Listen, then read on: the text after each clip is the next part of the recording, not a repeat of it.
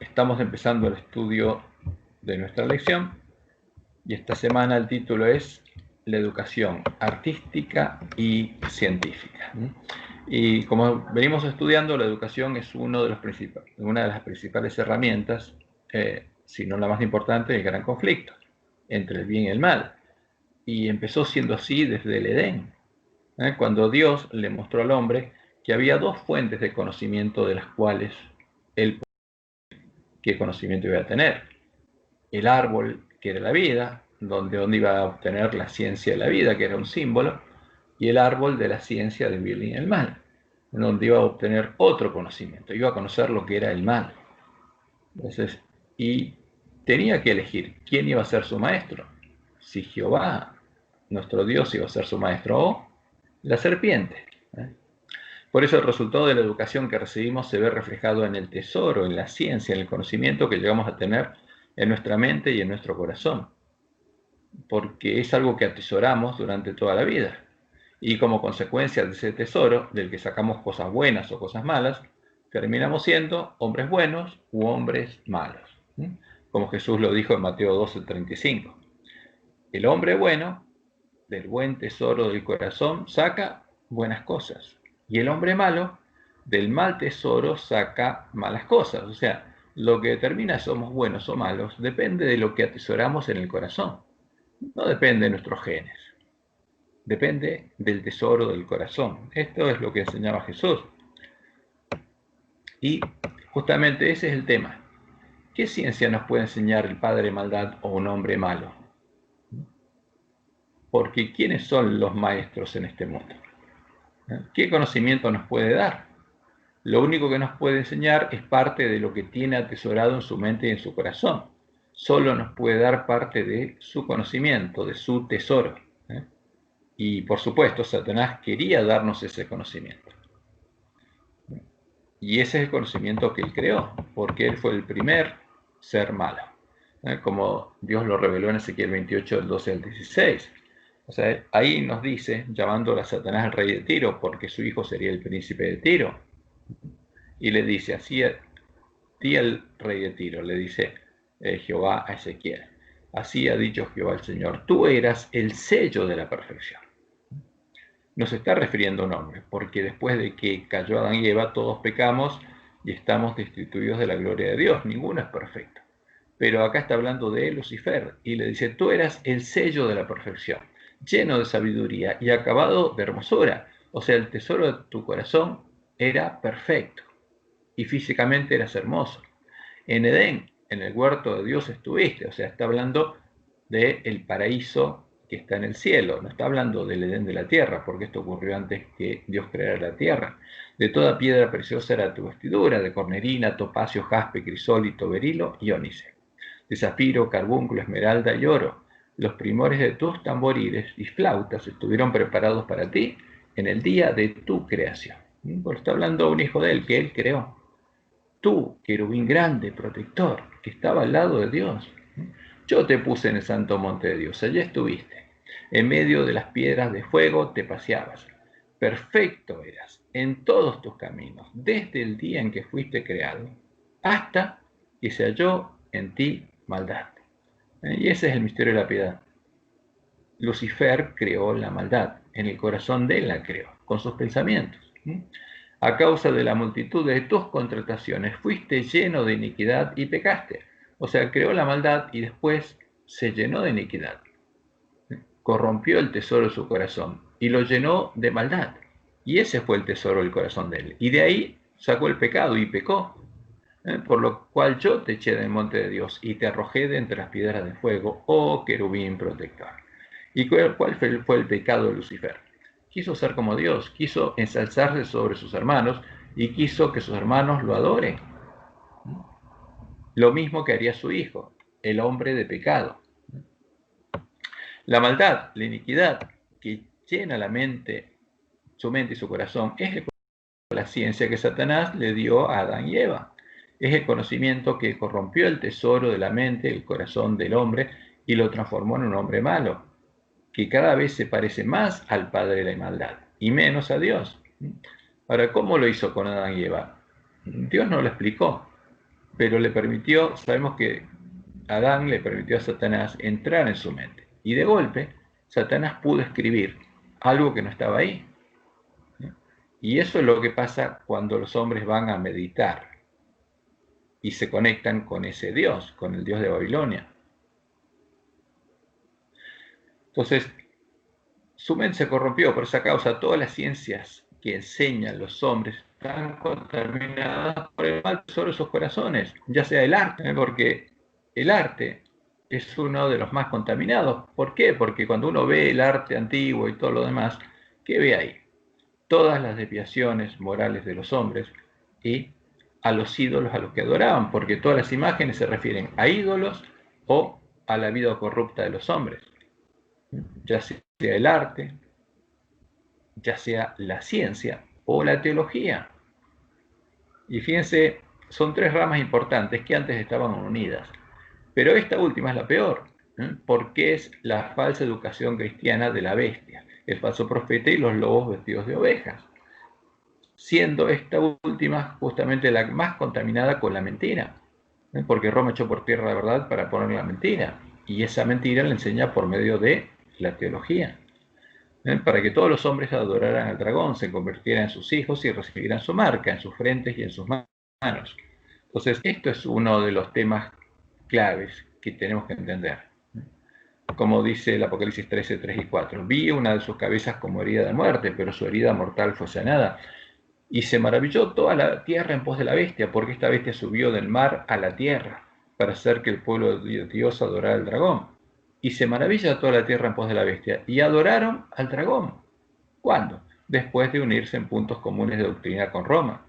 Y adoraron al dragón que había dado autoridad a la bestia, y adoraron a la bestia, diciendo, ¿quién como la bestia? ¿Y quién podrá luchar contra ella? Y eso es lo que pasa en la última generación, y es lo que vemos, y sabemos cómo va a terminar esto. Y la bestia fue apresada, y con ella el falso profeta, que había hecho delante de ella las señales con las cuales había engañado a los que recibieron la marca de la bestia y habían adorado su imagen. Entonces, ¿qué teología enseñan Roma y el falso profeta? A adorar a un ídolo, a la imagen en la que adora a la bestia. Y como Jesús lo anunció, y después se lo mostró Dios a Elena de Juárez, adoran a Satanás llamándolo Dios y Cristo. Ese es el tema. Y la teología de Roma está orientada a eso, a que todos los hombres adoremos a Satanás. Y por supuesto, justamente, sus siervos, los lobos vestidos de ovejas, la misión que tienen es lograr que todo el mundo adore a Satanás, para preparar el camino a Satanás. Por eso, y nosotros sabemos claramente, el único que nos puede enseñar lo bueno es Dios, es Jehová. Y Él quiere replicar el buen tesoro de su propia mente y de su corazón en nuestras mentes y en nuestros corazones. Quiere restaurarnos al estado original con el que Él nos creó. Quiere crearnos de nuevo, así lo llama Él, a su imagen y semejanza, para que realmente seamos sus hijos. Esa es la promesa del Evangelio del Reino de Dios. Como leemos en Marcos 18, Jesús le dijo al que los llamaba maestro bueno, ¿por qué me llamas bueno? Ninguno hay bueno, sino solo uno, Dios. Hay uno solo que es bueno. Ahora, ¿qué tiene que hacer Dios con nosotros? Tiene que grabar su tesoro en nuestra mente y en nuestro corazón para que lleguemos a ser buenos. Como Él lo prometió en Jeremías 31, 33 al 34. Eso es lo que Dios prometió hacer. ¿Qué prometió? Dar su ley en nuestra mente, escribirla en nuestro corazón. ¿Para qué? Para nosotros seamos su pueblo y todos los conozcamos. O sea, ¿quién conoce a Jehová?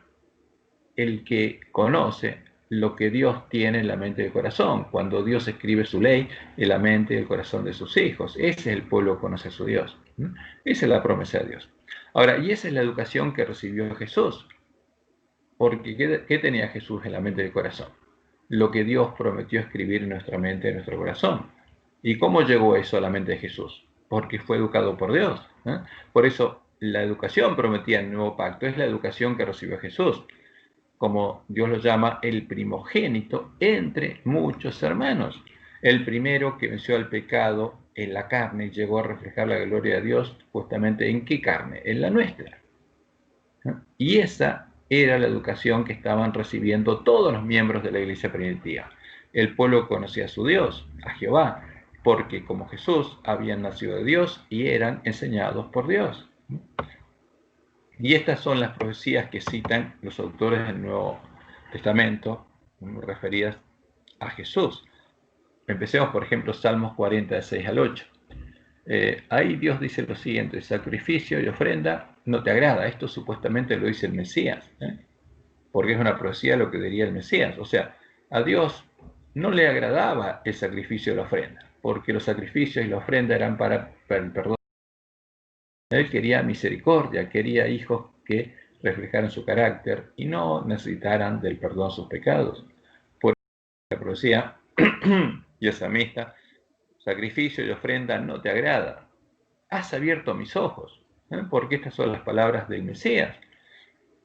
¿Qué significa esto? El Mesías entendería que sacrificio y ofrenda no es lo que le agrada a Dios, porque Dios le abriría los oídos. Has abierto mis oídos. Y entendió el Mesías, justamente: holocausto y expiación no has demandado, porque Dios no quiere eso. Entonces dije: he aquí vengo, en el rollo del libro está escrito de mí, el hacer tu voluntad, Dios mío, me ha agradado. Porque Dios quiere que hagamos su voluntad. Ahora, ¿por qué le agradaría esto al Mesías? ¿Por qué? Porque la ley de Dios, como dice la profecía, y tu ley está en medio de mi corazón. Ahora, y eso pasaría con sus hermanos. Entonces, cuando nosotros tuviéramos escrita la ley de Dios en la mente y el corazón, llegaríamos a ser como Jesús y a reflejar el carácter de Dios. Y seríamos hombres buenos, que tendríamos un buen tesoro del corazón. Pero la única forma de que eso pase es que Dios haga lo que Él prometió hacer. Y ese es un milagro, porque no es algo natural. Y en Hebreos 10, del 5 al 7, el autor de Hebreos cita justamente la profecía, por lo cual, entrando en el mundo, dice: sacrificio y ofrenda no quisiste, más me preparaste cuerpo. Holocaustos y expiaciones por el pecado no te agradaron. ¿Por qué? Porque esos sacrificios eran por el pecado del pueblo. Ahora, Dios no quería un pueblo pecador. Lo quería salvar, lo quería redimir, por eso perdona sus pecados. Pero Él no buscaba sacrificios, ofrendas como los dioses paganos. Lo que Él quería era un pueblo al que pudiera limpiar de sus pecados. Entonces dije, porque esto es puesto en la boca del Mesías: he aquí vengo, oh Dios, para hacer tu voluntad, como en el rollo del libro está escrito de mí. ¿Y qué más está escrito en el libro? El rollo del libro. Por ejemplo, Isaías 50, del 4 al 7. Ahí, este es el testimonio anticipado del Mesías. Jehová el Señor me dio lengua de sabios para saber hablar palabras alcanzadas. Despertará mañana tras mañana, despertará mi oído para que oiga como los sabios. Jehová el Señor me abrió el oído y yo no fui rebelde ni me volví atrás. Ahora, interesante habrá sido ver qué pensó Jesús cuando le llegó esto, porque él entendió y no se volvió atrás. Dice: di mi cuerpo a mis heridores y mis mejillas a los que me mesaban la barba. No escondí mi rostro de injurias y disputos, porque Jehová el Señor me ayudará. Por tanto, no me avergoncé. Por eso puse mi rostro como un pedernal y sé que no seré avergonzado. Ahora, ¿por qué Jesús pudo vencer? Por el tesoro que tenía en el corazón. ¿Y por qué llegó a tener ese tesoro en el corazón? Por la fe en la promesa de Dios. La misma fe que tenemos que tener nosotros. Y fíjense el testimonio de Juan: como el Padre me ha amado, así también yo os he amado con el amor de Dios, porque el amor de Dios está en mi corazón. Ese es el testimonio de Jesús. Permaneced, dice, en mi amor. Yo he guardado los mandamientos de mi Padre y permanezco en su amor. O sea, Jesús, que era un árbol bueno. ¿Por qué? Porque tenía un buen tesoro en el corazón. Y les mandó a sus discípulos que fueran árboles buenos. Pero si no había ninguno bueno, como él mismo dijo, solo alguno bueno, a ver, ¿cómo llegarían a ser árboles buenos? Un mandamiento nuevo os doy: que os améis los unos a otros como yo os he amado, con el amor de Dios. Ahora, pero para eso el amor de Dios tiene que estar en nuestra mente y en nuestro corazón. Y eso es lo que Jesús nos pide, que tengamos fe y le pidamos a Dios para que Él cumpla su promesa y podamos ser sus testigos. Y dice, en esto conocerán todos que sois mis discípulos. O sea, el verdadero evangelio se predica por testimonio del que lo está viviendo y que realmente tiene el amor de Dios en el corazón. O sea, el verdadero evangelio tiene que ser predicado por árboles buenos, por hombres que están siendo transformados a imagen de Jesús. Y por eso Juan es muy claro en Primera de Juan, capítulo 3, versículos 10 al 16, y dice, en esto se manifiestan los hijos de Dios y los hijos del diablo. Ahora, ¿cuándo empezó a haber hijos de Dios? Cuando los discípulos empezaron a nacer de Dios y los miembros de la iglesia primitiva empezaron a nacer de Dios. Y ahí se manifestaron. ¿Y cómo se manifiestan los hijos de Dios? ¿Y cómo se manifiestan los hijos del diablo? Todo aquel que no hace justicia y que no ama a su hermano no es de Dios, no es hijo de Dios. Porque si es hijo de Dios y Dios derrama su amor en el corazón de él, tiene que amar. Porque este es el mensaje que habéis oído desde el principio, que nos amemos unos a otros, no como Caín, que era qué cosa, hijo del maligno, y mató a su hermano, porque tenía el mismo conocimiento que Satanás, había llegado a conocer las profundidades de Satanás. ¿Y por qué causa le mató? Porque sus obras eran malas y las de su hermano justas. Hermanos míos, no os extrañéis si el mundo os aborrece, si los hijos del príncipe de este mundo, ¿no? Por eso cuando se habla del mundo, está hablando de los hijos del príncipe de este mundo, os aborrece. Nosotros sabemos que hemos pasado de muerte a vida. ¿En qué? Dice, en que amamos a los hermanos. Esa es la diferencia. Ahora, ese testimonio tiene que volver a existir. Tiene que ser el testimonio del remanente de la iglesia, justamente de los sellados del pueblo de Dios. Y sigue diciendo, el que no ama a su hermano permanece en muerte, todavía no nació de Dios, no recibió nueva vida. En todo aquel que aborrece a su hermano es homicida, y sabéis que ningún homicida tiene vida eterna permanente en él.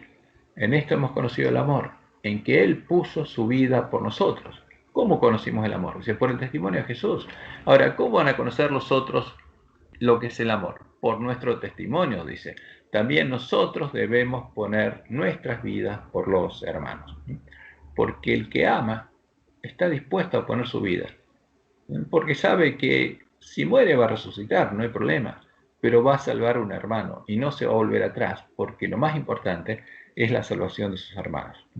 Y por supuesto, esta obra solo puede hacerla Dios, solo puede hacerla Jehová, nuestro Padre.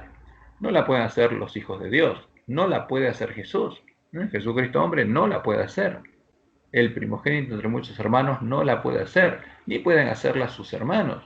No podemos hacerla nosotros, como Jesús y como los miembros de la iglesia primitiva. Nuestra tarea es otra. Nuestra obra consiste en ejercer el ministerio de la reconciliación, predicando el evangelio del reino de Dios, anunciándoles a nuestros hermanos cuáles son las promesas de Dios, cuál es el evangelio eterno, cuál es la esperanza a la que somos llamados, iluminando la tierra al mismo tiempo con la gloria que se va a empezar a ver en nosotros, la gloria que se veía en los miembros de la iglesia primitiva, en Jesús, y se tiene que ver en nosotros, para que todo aquel que crea a Dios y al Evangelio pueda lavar sus ropas, se le sangre el cordero, pueda entrar por las puertas de la ciudad de Dios, por la puerta estrecha al reino de Dios, y pueda comer del árbol de la vida, y pueda beber del agua de la vida gratuitamente. A ver, ¿dónde está ese árbol de la vida? Como Jesús lo anunció en la profecía del Apocalipsis, está acá. Porque el que es árbol bueno es porque comió del fruto del árbol de la vida. Y el que tiene vida eterna es porque bebió del agua de la vida. Entonces, como Pablo dice claramente en 2 Corintios 5, 17 al 21, él dice, de modo que si alguno está en Cristo, dice, nueva criatura es. Las cosas viejas pasaron y aquí todas son hechas nuevas. Y todo esto proviene de Dios. Ahora, cuando nosotros podamos dar el mismo testimonio, vamos a estar preparados para predicar el Evangelio del Reino por testimonio a todo el mundo. Y todo esto proviene de Dios, quien nos reconcilió consigo mismo por Cristo y nos dio el ministerio de la reconciliación, porque Dios estaba en Cristo, reconciliando consigo al mundo, no tomándoles en cuenta a los hombres sus pecados, y nos encargó a nosotros el ministerio de Jesús, o sea, la palabra de la reconciliación. Así que somos embajadores en nombre de Cristo, como si Dios rogase por medio de nosotros. Os rogamos en nombre de Cristo, reconciliados con Dios. ¿Para qué? Para que Dios pueda transformar árboles malos en árboles buenos, para que puedan tener vida y vida eterna. Esa es la promesa de Dios. Por eso al que no conoció pecado, al Cordero sin mancha, por nosotros lo hizo pecado, para que nosotros fuésemos hechos justicia de Dios en él. Y la promesa se va a cumplir. Levántate, resplandece, porque ha venido tu luz, y la gloria de Jehová ha nacido sobre ti. Porque aquí que tinieblas cubrirán la tierra y la oscuridad las naciones. Porque va a estar llena de hombres malos. Mas sobre ti amanecerá Jehová, y sobre ti será vista tu gloria. Y esa promesa se va a cumplir, como dice la profecía de Apocalipsis 14:1. Después miré, y aquí el Cordero estaba en pie sobre el monte de Sión, y con él 144.000 que tenían el nombre. El original dice el nombre de su Padre escrito en la frente, porque ya como Jesús tenía el nombre de Dios escrito en la frente, ya tenían el carácter de Dios, ya tenían la ley de Dios escrita en la mente del corazón. Y por eso la profecía anuncia, Dios anuncia, aquí está. Ahora Dios puede mostrarle al mundo el testimonio justamente vivo del Evangelio. Aquí está la paciencia de los santos, los que guardan los mandamientos de Dios y tienen la fe de Jesús. Y por eso, como dice Daniel 12, 3 y 4, los entendidos resplandecerán en ese tiempo. ¿Por qué? Porque va a haber árboles buenos. Y un árbol bueno en medio de árboles malos resplandece. Se ve claramente la diferencia. Los entendidos resplandecerán como el resplandor del firmamento, y los que enseñan la justicia a la multitud como las estrellas a la eternidad. A perpetua eternidad. Y este es el fruto. Y como dice la profecía, muchos van a correr de Babilonia a Jerusalén, porque van a entender el Evangelio, por obra de los entendidos que van a resplandecer y enseñar la justicia a esa multitud que va a salir de Babilonia, y muchos van a ser limpios, emblanquecidos y purificados. Ahora, por eso el llamado final es este: bienaventurados los que lavan sus ropas. Estas son las bienaventuranzas, la bendición de Dios a los que, no importa lo que sean, como dice el versículo siguiente, bienaventurados los que lavan sus ropas para tener derecho al árbol de la vida y para entrar por las puertas de la ciudad. Y el espíritu y la esposa dicen ven, y el que oye también únase a esa obra. ¿Quiere ser un árbol bueno? ¿Tiene hambre y sed de justicia? Tiene que unirse a esa obra y tiene que recorrer el camino angosto. Y diga ven, y el que tiene sed venga, y el que quiera tome del agua de la vida gratuitamente. Y por eso muchos van a ser limpios y emblanquecidos y purificados también en el tiempo de angustia, y ellos van a tener el nombre de Dios escrito en la frente. Esa es la promesa de Dios. Pero como anuncia la profecía, los adventistas del séptimo día solo podríamos realizar esa obra y preparar el camino a la segunda venida de Jesús si previamente hubiéramos completado la obra de la reforma, hubiéramos recuperado el conocimiento de la verdad echada por tierra y hubiéramos sido enseñados por Dios, por Jehová, hasta que los lugares asolados hubieran sido reedificados. Ese es el tema. Entonces, pero el ángel de la Odisea no está en la condición que Dios desea que esté.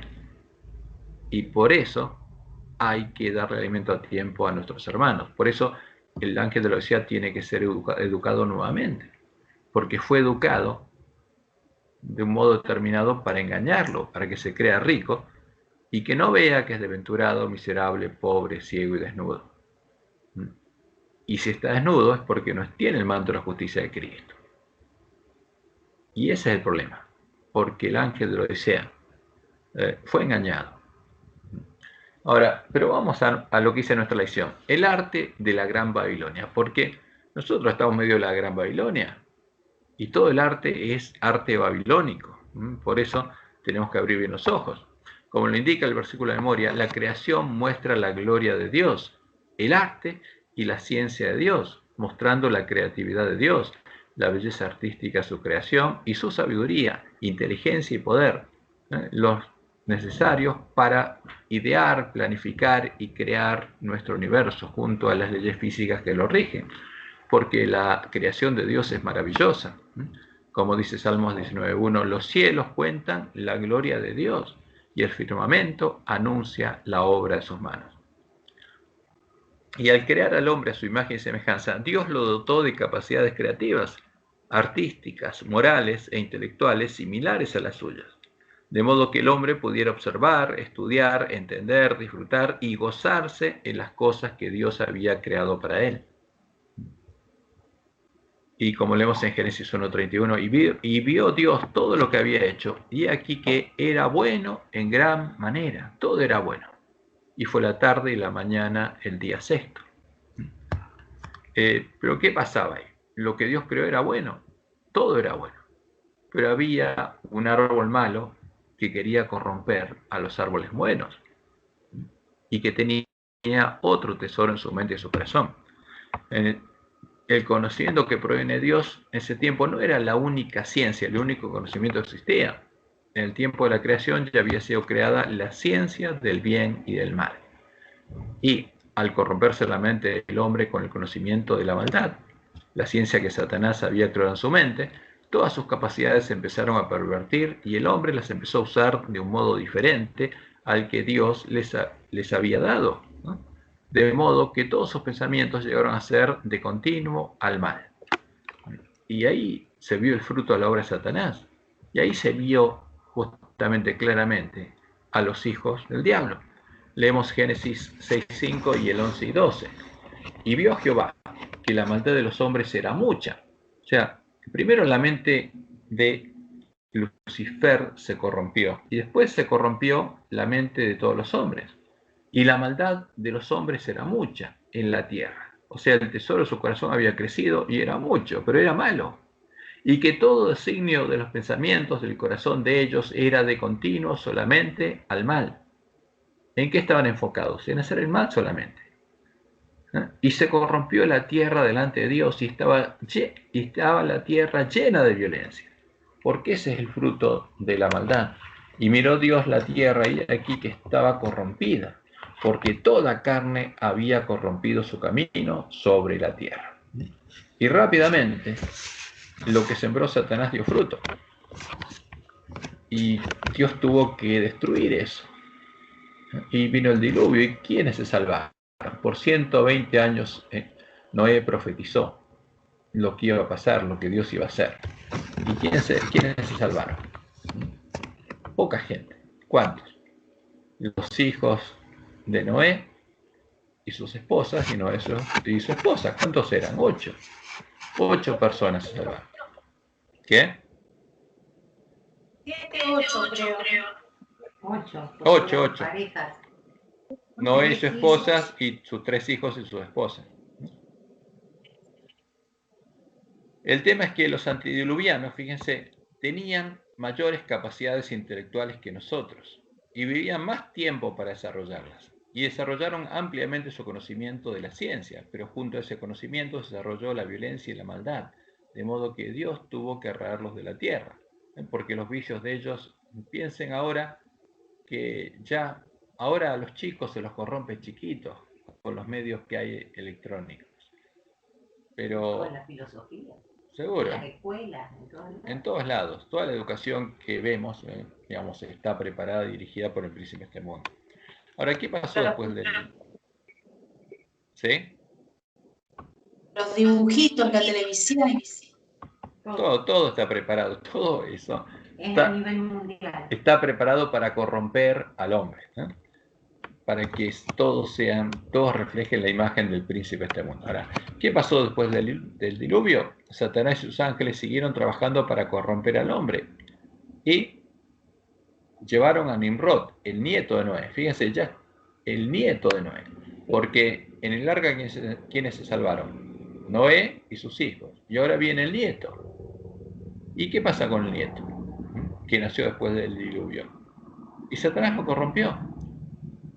¿Y qué hizo Nimrod? Satanás lo llevó a crear las primeras ciudades. O sea, en vez de que la gente viviera en el campo y lo que tenía en ese tiempo, empezó a crear ciudades en forma inmediata, porque esa era la mente del príncipe de este mundo. Y creó la primera religión pagana.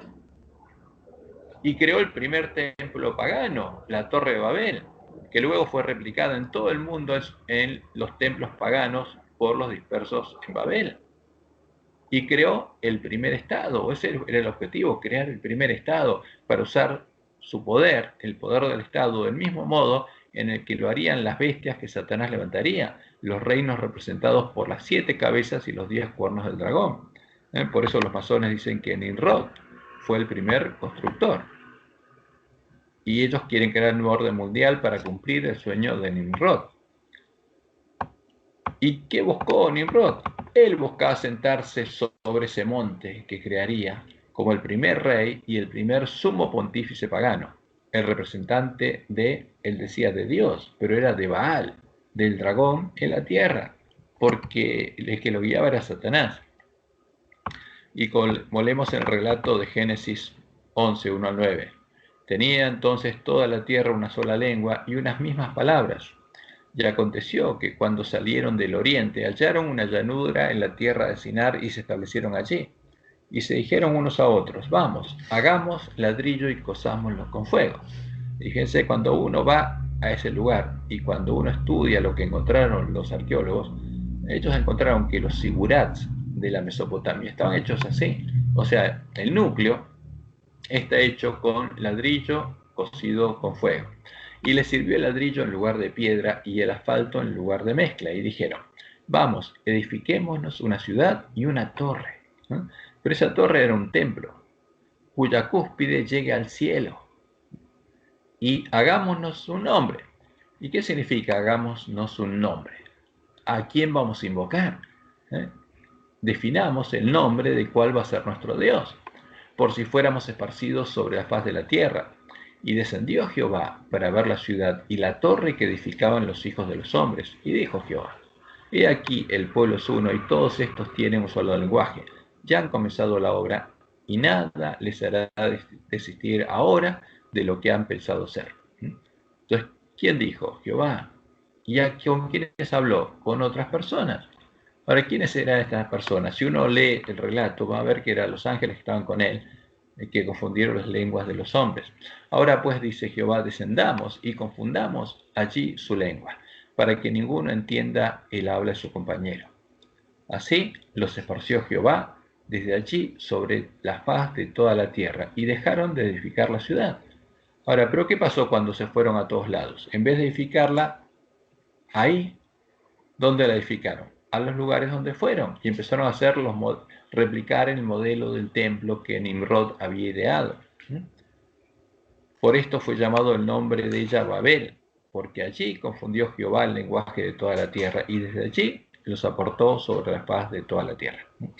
Por eso cuando vemos los templos, empezando por los de la Mesopotamia, que son los sigurat, por ejemplo, este es el sigurat de Ur, de los caldeos, el lugar donde salió Abraham. Entonces, ese es el estado en el que está actualmente, o sea, queda la base de la pirámide. Pero era una pirámide aterrazada con terrazas donde arriba de todo estaba el templo, la capilla central o el templo, y el lugar donde el cielo se unía con la tierra, según ellos. Porque las pirámides que terminan en punta, cuando uno las ve de lejos, da la impresión que llega hasta el cielo, y por eso decían que en ese lugar el sumo pontífice Nimrod en ese tiempo se iba a encontrar con Dios, con su Dios. Y ese es el modelo de templos que podemos observar en todos lados, en África, en los países orientales, en la India, en todos lados está el mismo modelo, y no es casualidad. Y también los encontramos en América.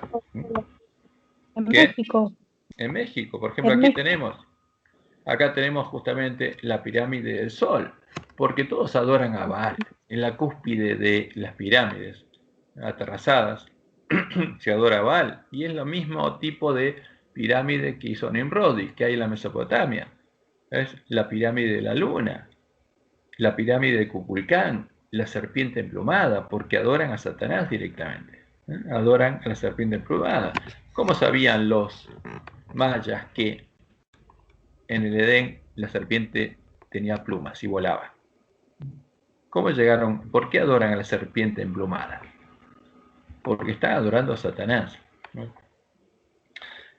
Y este es un testimonio muy claro de la veracidad del relato del Génesis, o sea, del diluvio y la dispersión de los impíos en Babel.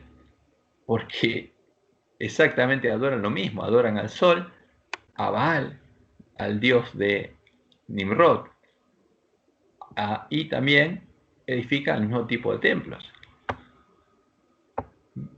Y también podemos observar que las imágenes artísticas de sus ídolos son similares a las de la primera Trinidad creada en Babel, dado que todos los paganos adoran a las imágenes del sol, la luna y las estrellas, como lo hizo el pueblo de Israel en tiempo de sus diferentes apostasías, como podemos ver en el relato de el tiempo de la Reforma de Josías y actualmente, como lo hace actualmente la Iglesia Universal o Católica de Roma, porque sin pudor adoran a las imágenes de los paganos. Fíjense lo que dice 2 Crónicas 34 del 1 al 5. De 8 años era Josías cuando comenzó a reinar, y 31 años reinó en Jerusalén. Este hizo lo recto ante los ojos de Jehová, y anduvo en los caminos de David su padre, sin apartarse a la derecha ni a la izquierda. A los 8 años de su reinado, o sea, 8 más 8 ya tenía 16, siendo aún muchacho, comenzó a buscar al Dios de David su padre, porque Israel estaba apartado, y no solamente Israel, sino también Judá, y estaban adorando ídolos. Y a los 12 años comenzó a limpiar a Judá y a Jerusalén de los lugares altos. O sea, a los 12 años del reinado, más 8, a los 20 años, cuando se dio cuenta de que lo que había en medio de Israel era idolatría. Y ahí viene la reforma de Josías, que es un tipo de la obra que hay que hacer en este tiempo en nuestra iglesia. Ahora, pero fíjense, y comenzó a limpiar a Judá y a Jerusalén de los lugares altos, de las imágenes de acera, esculturas e imágenes fundidas, y derribaron delante de él los altares de los Baales, e hizo pedazos las imágenes del sol. ¿Qué había en medio de Israel?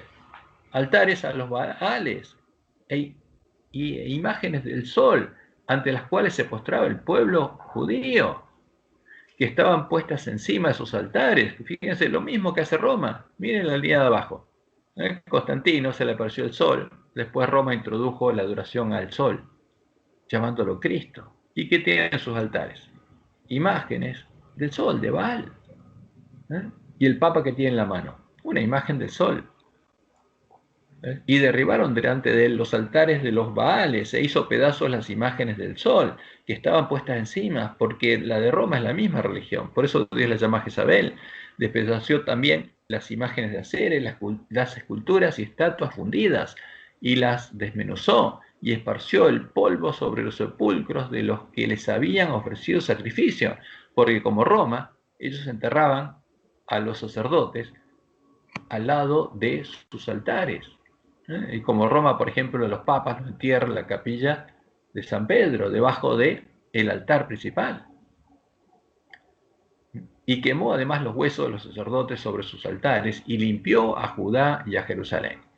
Ahora, ese paganismo es el que justamente guiaba a el arte en ese tiempo, porque Roma, durante más de 1000 años, o sea, casi desde la apostasía hasta ahora, el arte estuvo dominado por Roma, por la idolatría de Roma, y todos los cuadros que encontramos en todos los museos se refieren a los ídolos de Roma y a las imágenes de Roma y las estatuas de Roma.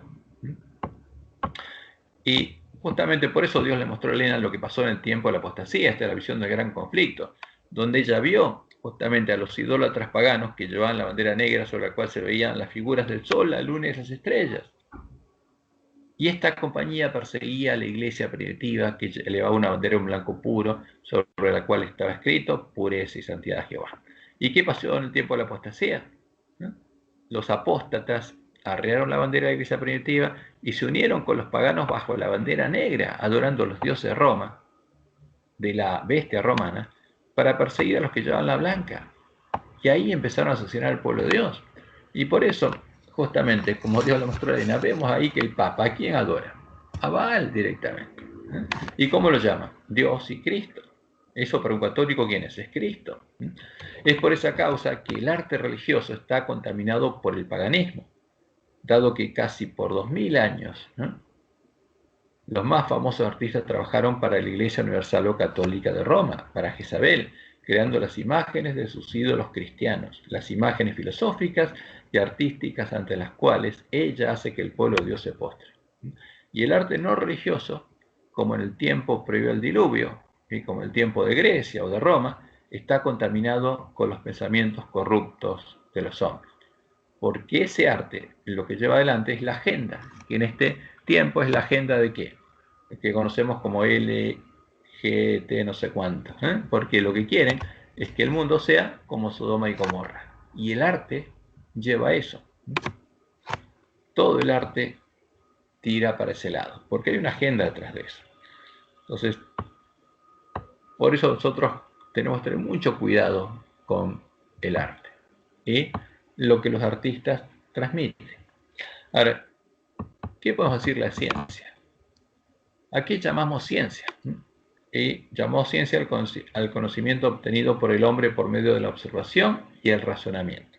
Y aquí en la página significados.com están las definiciones justamente sobre cuál es el significado del término ciencia. Se denomina ciencia a todo el conocimiento o saber constituido mediante la observación, el estudio sistemático y razonado de la naturaleza, la sociedad y el pensamiento.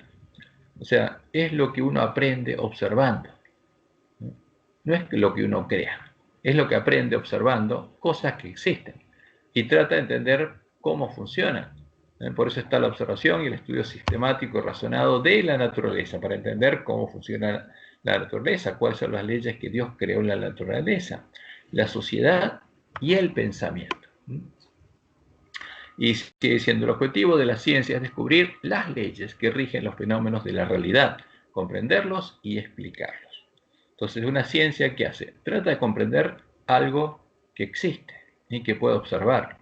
De allí se deriva que la función de la ciencia es describir, explicar y predecir tales fenómenos a fin de mejorar la vida humana. Entonces, si uno entiende las leyes que rigen, por ejemplo, el clima, puede predecir qué puede pasar. Entonces, ese es el objetivo de estudiar la naturaleza. La ciencia produce conocimiento científico. Este se define como todo saber que ha sido obtenido mediante el método científico, es decir, a través de la observación y el análisis sistemático, que por supuesto se tiene que poder repetir. En consecuencia, el conocimiento científico ofrece conclusiones razonadas y válidas que pueden ser probadas, porque si algo no puede ser probado, no podemos decir que es una realidad. Lo único que se puede dar como válido es lo que puede ser probado y repetido. Ese es el método científico. Y no es algo malo, porque simplemente, como se lo está definiendo, es estudiar y comprender la creación de Dios. Es lo que tenía que hacer Adán y Eva. Eso es lo que Dios dejó para que nosotros comprendamos y lo conozcamos a Él, mediante el estudio de la creación. Ahora, pero por supuesto, todo eso también está corrupto por las mentes de los hombres. En el tiempo de la cultura griega, el estudio de las ciencias naturales estaba mezclado con el estudio de la filosofía humana, por medio de la que los hombres creaban conceptos y dogmas sobre asuntos que no podían llegar a conocer. O sea, su método no era muy científico, era relato, como nosotros conocemos ahora, porque eran dogmas. Y lo que ellos, digamos, describían, en muchos casos era imaginario, ya que no los podían observar ni probar, porque empezaron a definir dogmas de los dioses que existían en el Olimpo, etcétera, etcétera, y sobre eso empezaron a crear. De ese modo se crearon los dogmas que fueron aceptados como verdades y sobre los que los filósofos, como Platón, construían sus razonamientos y modelaban a las imágenes de sus dioses. Si separamos a la filosofía especulativa, a esta filosofía de los griegos, de las otras ciencias, entre las que se encuentran las ciencias exactas, o sea, el estudio de la naturaleza, vamos a ver que las ciencias como la biología, la física, las matemáticas, etc., lo que hacen es estudiar la creación de Dios y las leyes que las rigen. Y podemos ver que ese estudio y sus descubrimientos le han permitido al hombre desarrollar una tecnología avanzada y mejorar su calidad de vida. Ese es el tema. Entonces, no es mala la ciencia, porque justamente Dios nos dejó la naturaleza para que la estudiemos. Ahora bien, cuando la ciencia se enfoca en estudiar los orígenes del hombre y del universo, la ciencia está muy limitada, porque solo puede observar lo que se puede ver. Pero no puede, un hombre no puede estar en el momento de la creación para observar cómo Dios creó todo. Simplemente tratan de encontrar rastros de la creación, de lo que pasó en ese tiempo. Y lo que quedaron, justamente son los restos que quedaron registrados del momento de la creación y del diluvio, es lo que observa el hombre. Y en función de estas observaciones, establece hipótesis de lo que pudo haber sucedido, hipótesis que no puede probar ni comprobar. Por ejemplo, el supuesto Big Bang. Pero justamente por eso siguen siendo teorías, no son leyes, porque simplemente hay cosas que son teorías.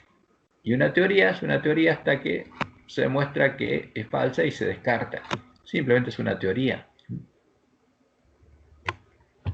Ahora, ¿qué hacemos nosotros con la ciencia? Y es muy importante esto. Ahora, y vamos a preguntarnos algo. ¿Está bien separar a la ciencia de la religión? Porque en nuestra lección se habla de que el problema de la ciencia es que está separada de la religión. Y cuidado, ¿está bien separar a la ciencia de la religión? Y la respuesta, por lo menos lo que yo creo, es que sí. Ahora, ¿por qué? ¿Cuál es la razón?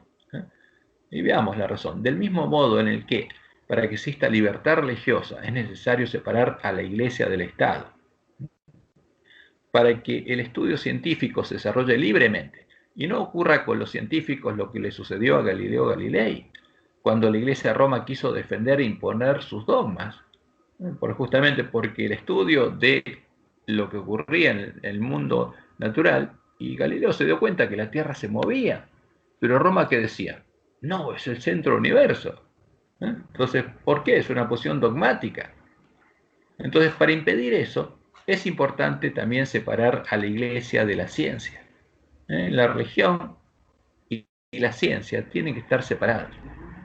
Si no, ¿a cuál de todas las religiones que existen se debe sujetar la ciencia? ¿Al hinduismo? ¿Al budismo? ¿A qué religión? ¿A la de la mayoría? Y la respuesta clara es no, de ninguna manera. Los verdaderos cristianos nunca deberían estar en contra de la libertad religiosa, ni en contra de la libertad de pensamiento y de conciencia. O sea, la ciencia no es contraria a la religión.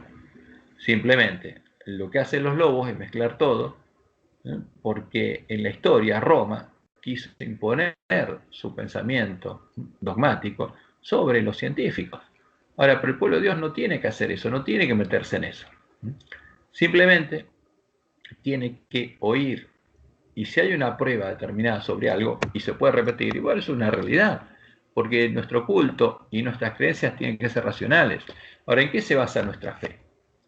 No se basa en que la ciencia pueda probar el relato de la creación, porque no puede hacerlo. Nuestra fe se basa en otras cosas. O sea, nosotros tenemos la palabra profética más segura y podemos ver cómo lo que Dios anunció se cumplió, porque Dios anunció todo lo que pasaría con su pueblo y podemos ver lo que está pasando y cuáles son las señales de los tiempos. Podemos ver, por ejemplo, la profecía de Daniel 2, cómo se cumplió, cómo se está cumpliendo todas las profecías de la Biblia. Y ese es el fundamento de nuestra fe. Ahora, pero la fe es la certeza de lo que se espera, de lo que Dios anunció y todavía no se cumple.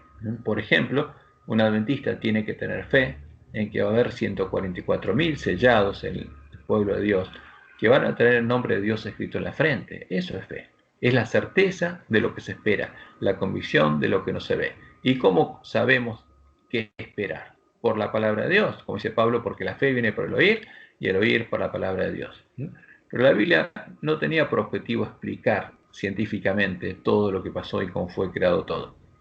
Simplemente, lo importante, las cosas reveladas, como dice Dios, son las que necesitamos para nuestra salvación. Ahora, ¿qué pasa con la teología? Porque la teología y la ciencia en el tiempo de los imperios paganos era la misma cosa. A ver, la teología etimológica, ¿qué significa etimológicamente teología? Es el estudio y el conocimiento de Dios, ciencia cultivada y enseñada originalmente por los paganos que, empezando por Platón, trataban de comprender por medio del razonamiento cuál era la naturaleza, la esencia o la sustancia de sus dioses, de sus ídolos. Y ahí Platón le dio vida a sus dioses y le creó una vida y una existencia imaginaria y dogmática. Entonces, esto está en Wikipedia. Fíjense, la teología del griego teos, Dios, y logos, estudio, razonamiento, ¿no? Ese es el origen etimológico de los dos, viene de ahí, por lo que significaría el estudio de Dios, o sea, teología, el estudio de Dios, y por ende, el estudio de las cosas o hechos relacionados con Dios. Y es la disciplina que estudia el conjunto de conocimientos acerca de Dios, sus atributos y sus perfecciones. Ahora, pero esta es la teología pagana. Cuando se habla de Dios, ¿se está hablando de quién? Del Dios de la Gran Babilonia, no está hablando de Jehová. El empleo de esta palabra se atribuye al pensamiento politeísta de la antigua Grecia y a los filósofos griegos entre los siglos IV y V a.C. Este término, teología, fue usado por primera vez por Platón en la República, justamente año 379 a.C., para referirse a la comprensión de la naturaleza divina. Ahora, ¿qué trataba de entender Platón? La naturaleza de los dioses, ¿no? Por medio de la razón. Eso es la teología. Y de ahí surgen los dogmas que después Roma utilizó para definir a sus ídolos. Los dogmas filosóficos con los que los paganos modelaban a sus dioses son las cosas sacrificadas a los ídolos que los apóstatas de la iglesia primitiva usaron para crear la doctrina de Jezabel y para modelar a la imagen de la bestia, la imagen del dios de la bestia romana, el dios de las fortalezas, la imagen del dragón a la que empezaron a llamar el dios de la Trinidad, como lo anunció Jesús en la profecía del Apocalipsis y lo indica la misma Roma en el Catecismo romano. Ahora, ¿qué anunció Jesús? Como leemos en Apocalipsis 2.14, que veía venir el tiempo de la apostasía y que el rey enemigo iba a seducir a los apóstatas que lo iban a ayudar. Pero tengo unas pocas cosas contra ti, que tienes ahí a los que retienen la doctrina de Balaam, que enseñaba a Balac. Fíjense, ¿por qué? Por codicia de plata en el tiempo de Balaam. Y esto es por codicia de poder y de dinero. Y enseñaba a Balac, el rey enemigo, en este caso Constantino, a poner tropiezo entre los hijos de Israel, a comer de cosas sacrificadas a los ídolos y a cometer fornicación. ¿Y cuáles eran esas cosas sacrificadas a los ídolos? Con las que crearon otro ídolo, hicieron que el pueblo de Dios adore a los ídolos paganos. Esa es la doctrina de Jezabel. De ahí sale la doctrina de Jezabel, como dice Apocalipsis 2, 20 y 24, pero tengo unas pocas cosas contra ti, que toleras que esa mujer Jezabel, que se dice iglesia, que se dice profetiza, que se disfrazó de iglesia cristiana, enseñe y seduzca a mis siervos a fornicar. O sea, a fornicar con un ídolo, ¿qué significa? Adorarlo, adorar a ídolos y a comer cosas. Ese es el alimento que da Jezabel en su educación y es el alimento que dan los lobos. Y justamente, ¿qué pasa con el que tiene esa doctrina como anuncia Jesús? El que tenía esa doctrina llegaba a conocer las profundidades de Satanás.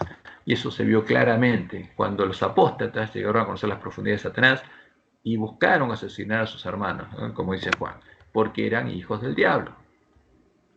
Y Dios le mostró a Elena, y está escrito en el conflicto de los siglos, páginas 62-63, lo siguiente, dice ella: aún antes del establecimiento del papado, las enseñanzas de los filósofos paganos habían recibido atención y ejercido influencia dentro de la iglesia. Muchos de los que profesaban ser convertidos se aferraban aún a los dogmas de su filosofía pagana. Y no solo seguían estudiándolos ellos mismos, sino que inducían a otros a que los estudiaran también a fin de extender su influencia entre los paganos. Así, con estos dogmas, dice Elena, se introdujeron graves errores en la fe cristiana. Y fue así. Roma da testimonio de ello. Artículo 251 y 252 del Catecismo, dice Roma, para la formulación del dogma de la Trinidad, porque es un dogma. No es algo que esté definido en la palabra de Dios, sino es el dogma de Roma. La Iglesia debió crear una terminología propia con ayuda de nociones de origen filosófico, sustancia, persona o hipóstasis, relación, etc. ¿Y cuál es la sustancia? La naturaleza de los dioses que definió Platón. Y fíjense el artículo 52 lo que dice: la Iglesia iglesia utiliza el término sustancia, traducido a veces también por esencia o por naturaleza, para designar al ser divino en su unidad. Entonces, la sustancia es el ser divino al que adora. ¿Y quién es? Es la sustancia de todos los dioses paganos. Es Satanás, escondido detrás de esos términos sacrificados a los ídolos, porque Roma adora a Satanás y usa el término persona o hipóstasis para designar al Padre, al Hijo y al Espíritu Santo en su distinción entre sí. ¿Y qué es una hipóstasis?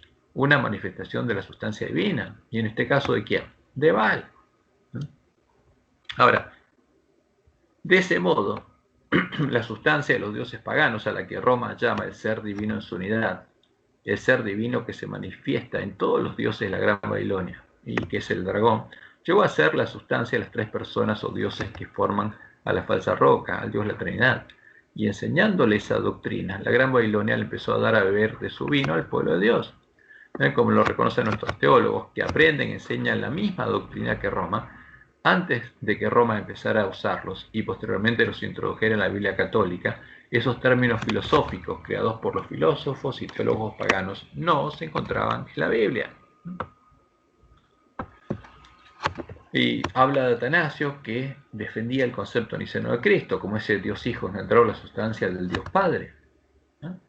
Y en el segundo párrafo del libro de la Trinidad, página 153, leemos: por el tiempo de su muerte, en el 373, Atanasio había convencido a la mayoría de los teólogos cristianos de la necesidad de usar la nueva terminología, más bien que autolimitarse a los términos que aparecían en la Biblia. O sea, ¿qué pasa? La nueva terminología no estaba en la Biblia. Y pasaron décadas hasta que cada uno entendiera los nuevos significados de esos términos, porque no los conocían. Ahora, ¿quién los introdujo? Roma. Y después, ¿cómo llegaron a la Biblia? Porque Roma y los sabios de Roma lo introdujeron en la Biblia católica, en los cadáveres de los dos testigos. Y la historia de lo que ocurrió en el tiempo de la apostasía y de la manifestación del hombre de pecado es clara y puede ser conocida por todos los hombres. Roma adoptó como propia la teología pagana y usó sus dogmas para definir a la imagen filosófica de Baal, a la que ella adora, al Dios la Trinidad. Fíjese que esto también está cuando vemos los significados. Entonces, en significados.com, y cuando habla de teología, dice: la teología, que era pagana, fue aceptada por el cristianismo entre los siglos IV y V. Desde entonces, en el mundo cristiano, la filosofía y teología se estudiaban como parte de una misma disciplina hasta el Renacimiento. ¿Por qué? ¿Qué estudiaban? La filosofía pagana, las cosas sacrificadas a los ídolos. Eso es lo que estudiaban los teólogos romanos. Es decir, la teología se consideraba una rama de la filosofía, hasta que la secularización favoreció que se independizaran una de la otra. Pero fíjense, hasta la Edad Media era la misma cosa, porque era la filosofía pagana, la teología pagana, la misma cosa, porque la filosofía y la teología son la misma cosa. ¿Cuál fue el resultado? Los apóstatas empezaron a adorar al ídolo filosófico definido en la doctrina de Jezabel, adorando a Satanás y a los demonios, y llegaron a conocer las profundidades de Satanás. Y aquí está el ser divino en su unidad, de las cuales el Dios Padre, el Dios Hijo, el Dios Espíritu Santo son hipóstasis. ¿Qué es? El Dios Sol, es Baal. Es el Dios de todos los paganos, el Dios de la Gran Babilonia. Y eso había sido anunciado, y lo sabía Pablo, que anunció la manifestación de la obra de pecado, y lo sabía Pedro. Fíjense lo que dice Pedro en 2 de Pedro, capítulo 2, del 1 al 15. Pero hubo también falsos profetas entre el pueblo, como habrá entre vosotros falsos maestros. O sea, vendrá la apostasía, que introducirán encubiertamente herejías destructoras, y aún negarán al Señor que los rescató, atrayendo sobre sí mismos destrucción repentina. Y muchos seguirán sus disoluciones, por causa de los cuales el camino de la verdad será difamado. Y por avaricia harán mercadería de vosotros, con palabras fingidas, por plata. ¿Y qué pasó? Como dice el versículo 15, como algunos que en ese tiempo se habían apartado de la fe, han dejado el camino recto y se han extraviado siguiendo el camino de Baal, hijo de Beor, como Jesús lo anunció. Por la plata, por avaricia, el cual amó el premio de la maldad. Y como dice Elena en primeros escritos, la gente quedó del todo engañada. Se le enseñó que el Papa y los sacerdotes eran los representantes de Cristo, cuando en verdad lo eran de Satanás. Y a Satanás adoraban cuantos ante ellos se postraban. Y la pregunta es distinta de esa teología, la teología que se enseña en nuestros días en muchas facultades de teología? No, la respuesta es no, sigue siendo la misma. Esa era la teología que los lobos vestidos de ovejas y los educadores de Roma estaban enseñando en las facultades de teología en el tiempo de Elena de White, dándole a beber de su vino a todas las naciones, como ya lo dejó registrado en Conflicto de los Siglos, página 640. Y ella dice, es tan fácil hacer un ídolo de las falsas doctrinas y teorías como tallar un ídolo de madera o piedra. Al representar falsamente los atributos de Dios, Satanás induce a los hombres a que se formen un falso concepto con respecto a él. Muchos han entronizado un ídolo filosófico en lugar de ¿quién? De Jehová, del único Dios verdadero. ¿Y quiénes son estos muchos? Está hablando de Roma y de los protestantes. La idolatría existe en el mundo cristiano de hoy, tan ciertamente como existió en el antiguo Israel, en tiempos de Elías. Por eso Dios tendría que enviar nuevamente al profeta Elías, porque los cristianos estarían adorando a quién, a Baal. El Dios de muchos, así llamados sabios o filósofos, de muchos centros de teología, de la facultad de teología protestante, no solamente la católica, no es mucho mejor que Baal, el dios sol de los fenicios, porque están adorando un ídolo filosófico, no están adorando a Jehová. Y justamente esta es la falsamente llamada ciencia, de la que Pablo advierte a Timoteo, la falsa ciencia de la que en nuestro tiempo hay miles de licenciados, maestros y doctores, porque está lleno de este tipo de licenciados, magísteres y doctores. ¿En qué? En esta teología. Pero esa era la teología y la filosofía pagana ese tiempo, de la cual Pablo advierte a Timoteo: oh Timoteo, guarda lo que se te ha encomendado, evitando las profanas pláticas sobre cosas vanas y los argumentos de la falsamente llamada ciencia. ¿A qué llamaban ciencia en ese tiempo? A la filosofía, la cual, profesando algunos, se desviaron de la fe.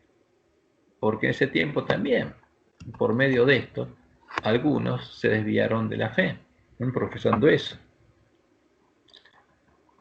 Y ahora, cuando los lobos ya alcanzaron su primer objetivo, la teología que empezaron a desarrollar los filósofos paganos es la teología que se enseña actualmente en todas las facultades de teología de la Iglesia Adventista. ¿De qué? ¿De la Iglesia Adventista? Sí, de la Iglesia Adventista el séptimo día, ¿no? Porque los lobos son nuestros educadores, como podemos ver en la presentación de la tesis de doctorado de uno de nuestros teólogos más conocidos, en la que él muestra cómo fue creada la doctrina de Dios, el concepto sobre el ser divino que empezaron a modelar los filósofos paganos y ahora enseñan las escuelas de teología que adoran al ídolo filosófico común, a la bestia y el falso profeta. Y esto es muy interesante. Y tuve la suerte de poder ver esta presentación. La voy a ampliar así podamos ver todos lo que dice acá.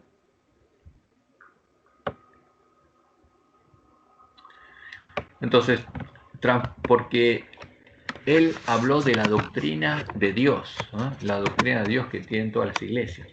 Y por supuesto la Iglesia Adventista. Porque él se doctoró con este estudio. O sea, llegar a tener este conocimiento le permitió ser nombrado doctor en teología, o sea, en el conocimiento del Dios que estudió. ¿Y qué Dios estudió? Fíjense, vamos a leer esto. Trasfondo filosófico y teológico ¿de qué? De la doctrina de Dios. Ese era el título de su tesis. Uno de los primeros intentos claros de definir a Dios desde la filosofía se encuentra en Parménides, en el 475 a.C. ¿Cuándo? En medio de Grecia. Ahora, ¿Grecia era cristiana? ¿Era un pueblo pagano? ¿Qué? ¿Por qué mete a Parménides? ¿Por qué no directamente las escrituras? Porque esa es la teología que estudian, porque eso le enseñan la Facultad de Teología en Puigari, porque esto es lo que aprenden todos los teólogos. Tienen que aprender filosofía para entender a los teólogos paganos y supuestamente cristianos para llegar a conocer a Dios. Y esto te muestra qué Dios estudia en nuestra Facultad de Teología, al Dios de Parménides. Claro. Claro. al Dios de la Perdón, Grecia, al Dios de la Gran Babilonia. Qué horror. acá hay una cosa interesantísima. La mujer del dragón, fíjate que lo que prevalece en su cuerpo, ¿qué es? El leopardo. ¿Y el leopardo a quién representa? A Grecia. Está muy bueno. Realmente cuando uno estudia todo esto, esto te aclara aún más el panorama, ¿no? Una Claro, pero lo maravilla. asombroso es que esto es lo que estudian nuestros teólogos en la Facultad de Teología Adventista. Y por eso, por este conocimiento, adquirir este conocimiento ahora, es un doctor en el conocimiento de qué, Dios, el Dios de Parménides, ¿no? Y fíjense lo que dice, uno de los primeros intentos claros de definir a Dios, y lo llama Dios, ¿a quién? Al Dios de Parménides. Y no diferencia a Jehová y al Dios del pueblo adventista de este Dios, porque está diciendo que el Dios de Parménides es su Dios, porque Parménides trató de definir al Dios de el autor de esta tesis. Dice, uno de los primeros intentos claros de definir a Dios desde la filosofía se encuentra en Parménides, el 475 a.C., un pagano, ¿no?, que ofrecía sacrificio a los demonios. En el poema a su pupilo Zenón habla de un ser, y lo pone con mayúscula como Roma, que no ha llegado a ser, sin movimiento y sin fin, que nunca fue ni será porque es ahora, dice. Parménides enseñó que la realidad era una y atemporal y rechazó la realidad de la experiencia humana como una realidad de segunda clase. Ahora, todo esto es desvarío filosófico. ¿Y a quién adoraban? ¿Y en qué se transformaron? Eran todos, los filósofos eran todos homosexuales, por eso eran parte de la gran ciudad que se llama Babilonia, Sodoma y Egipto. Y en la próxima transparencia vemos Parménides dio inicio a una tradición que usa la vía negativa para hablar acerca del ser. ¿De quién? Llama el ser. El ser divino es unidad, del Dios de Roma, del Dios de la Gran Babilonia. Pues tú está hablando de Satanás, no del Dios de Israel. Y él, ahora, el que hizo esta tesis, es doctor en el conocimiento de Satanás, no del Dios de Israel, sino del Dios de la Gran Babilonia. Y así siguiendo. Entonces, cuando uno ve esto, acá le puse un extracto de las cosas que uno escucha acá. Tiene que ver, dice.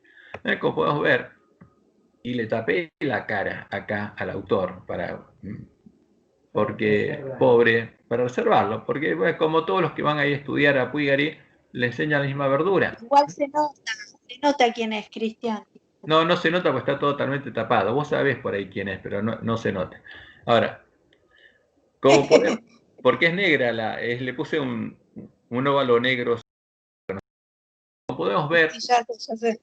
el fundamento de este concepto, o sea, el concepto sobre Dios, no proviene de la revelación del Dios de Israel, de Jehová, por medio de sus profetas, sino fue captado por la mente de Parménides, un filósofo pagano, a través de la vía negativa, creando una ontología fundacional, como dice el autor de esta tesis, porque es el fundamento de todo el resto del conocimiento del Dios de la Gran Babilonia.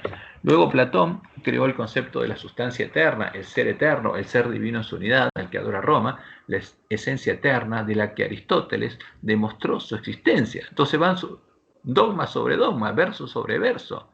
Ahora, y ese es el conocimiento que adquieren nuestros teólogos, y por este conocimiento ahora es un doctor, y sigue con Tomás de Aquino, todas las cosas, es increíble. Ahora, y usando la razón, como los filósofos que fueron guiados por la luz natural de la razón. Y como dice Pablo cuando habla de Romanos, llegaron a adquirir las costumbres de la gran ciudad que en sentido espiritual se llama Sodoma y Egipto, porque se volvieron sodomitas. El santo Tomás de Aquino alcanzó un mayor conocimiento de Dios teóricamente, del ser, que es la esencia eterna, y la causa, dice, primordial del movimiento, el primer motor. Ese es el razonamiento brillante de Tomás de Aquino. Entonces, cuando uno lee esto, da ganas de llorar.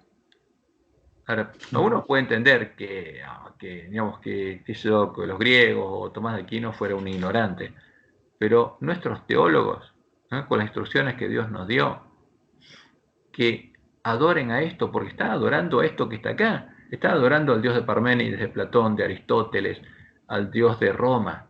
Está adorando a Satanás. Y por este conocimiento es doctor en teología. Y al tener ese título ahora está autorizado para poder enseñar al pueblo adventista. ¿Es este el verdadero conocimiento de Jehová o es el conocimiento del Dios de la Gran Babilonia? Es evidente que este es el conocimiento del Dios de Babilonia, ¿eh? De la imagen a la que adora la bestia religiosa, del ser divino en su unidad. Ahora pues, después de este estudio, nuestro hermano es doctor en el conocimiento del Dios de la Gran Babilonia. Y ese título lo habilita para enseñar su conocimiento al pueblo adventista. ¿Y dónde lo adquirió? En la Facultad de Teología Adventista. Y parece una broma, pero es real.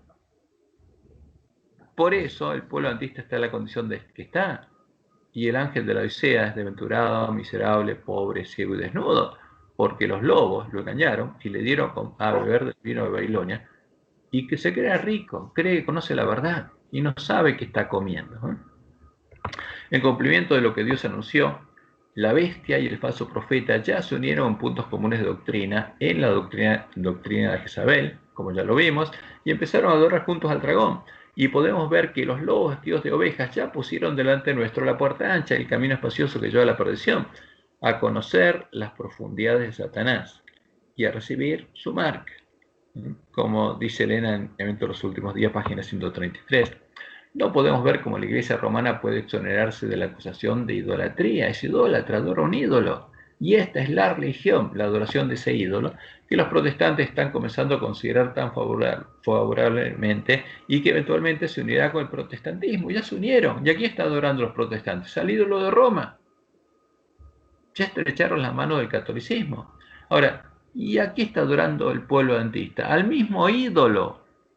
¿Quién lo introdujo? Los lobos vestidos de ovejas. Como Dios dijo, el enemigo entraría y sembraría la semilla de la cizaña. E introduciría la puerta ancha, el camino espacioso que lleva a la perdición, a conocer las profundidades de Satanás. Y lo estamos viendo con nuestros ojos. Ahora, ¿qué haremos al ver esta señal en los tiempos? Porque es una señal muy clara la que vemos. ¿Oiremos las palabras de Jesús y las haremos? ¿O como hombres insensatos y siervos malos comeremos y beberemos de la mesa de los borrachos? Entraremos por la puerta ancha y recorreremos el camino espacioso que lleva a la perdición y construiremos nuestras casas sobre la arena.